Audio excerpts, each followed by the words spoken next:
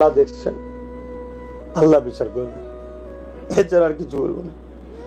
আমি তো আমার মা আমার বাপ গাল খেয়েছে, আমি হক কথা বলি বলে তাই গাল খেয়েছে। তাহলে কি হক কথা বলা বন্ধ করে দেবো? না, বন্ধ করবো। এটা হয়তো আমার আল্লাহর পক্ষ থেকে পরীক্ষা। আমিও দেখেছি অনেক কষ্ট হয়েছে।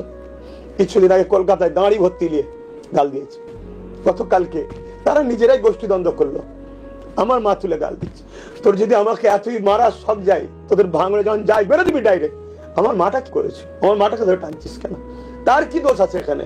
যদি তোর নজরে মনে হয়, তোদের নজরে মনে হয় বাস খারাপ, আমাকে মেরে দে, কিন্তু আমার মাটাকে ধরে টানলি।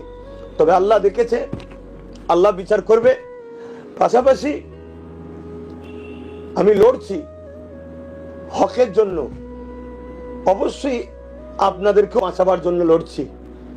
এক ইমানি দিক দিয়েও বাঁচাতে চাইছি, ধর্মের দিক দিয়ে জালি হুকুমাতদের হাত দিয়েও বাঁচাতে চাইছি।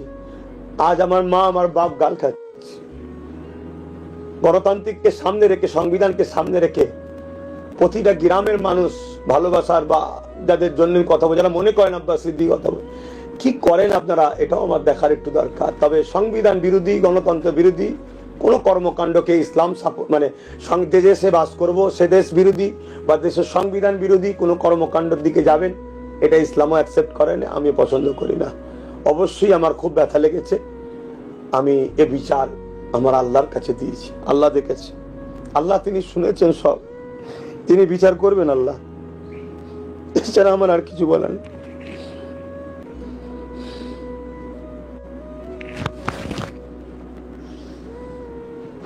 আনিস খানের তৈরি স্টুডেন্ট ফ্রন্টের ছেলেরা আগামীকাল আলিয়া বিশ্ববিদ্যালয় রেজিস্ট্রারের সামনে তৃণমূলের ছাত্র পরিষদের ছেলেদের দ্বারা আক্রান্ত। কি বলবেন?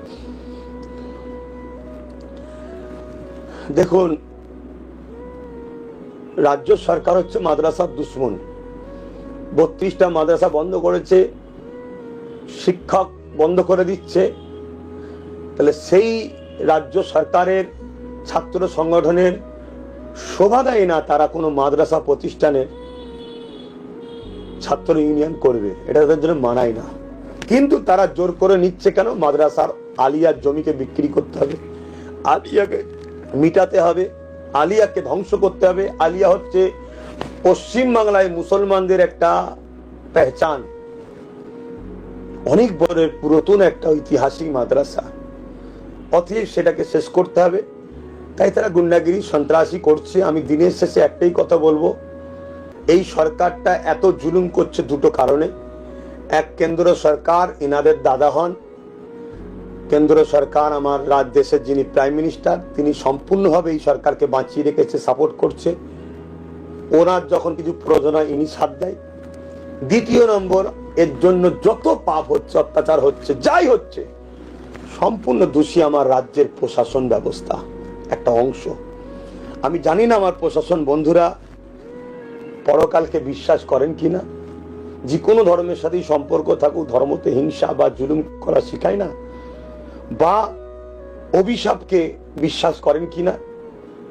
আমার মনে হয় প্রশাসন বন্ধুদের একটু রুকে যাওয়া দরকার। অনেক হয়েছে, অনেক হয়েছে। আপনাদের একটা অংশ দ্বারা আইন ব্যবস্থাকে ধ্বংস করে শাসকের কি বলে কর্মী হয়ে তাদের চাটুকারি করারা, মনে হয় এই জায়গায় ব্রেক করা দরকার। নচেত দুটো জিনিস হতে পারে, এক, মানুষের অভিশাপে কঠিন কঠিন বিমার হয়ে আপনারা ধ্বংস হয়ে যাবেন, আর নচেত দেশ ও রাজ্যকে বাঁচাবার স্বার্থে মানুষ কিন্তু যেভাবে ব্রিটিশদের সঙ্গে আচার করেছে, ব্রিটিশ প্রশাসনের সাথে, মানুষ কিন্তু আগামী দিন সেদিকে আগাচ্ছে। আমার মনে হয় একটু যদি মানবতা থাকে, পরিবার, সন্তান, বাচ্চাদের মুখের দিকে তাকিয়ে একটু রুকে যাওয়া দরকার। অনেকটা হয়েছে, যা আখের গুছাবার গুছিয়েছেন আর করেছেন, রুকে যাওয়া দরকার। তবে যাক, আমি আজকে আর কথা বলবো না, আমার মন মানসিকতা ভালো লাগছে না।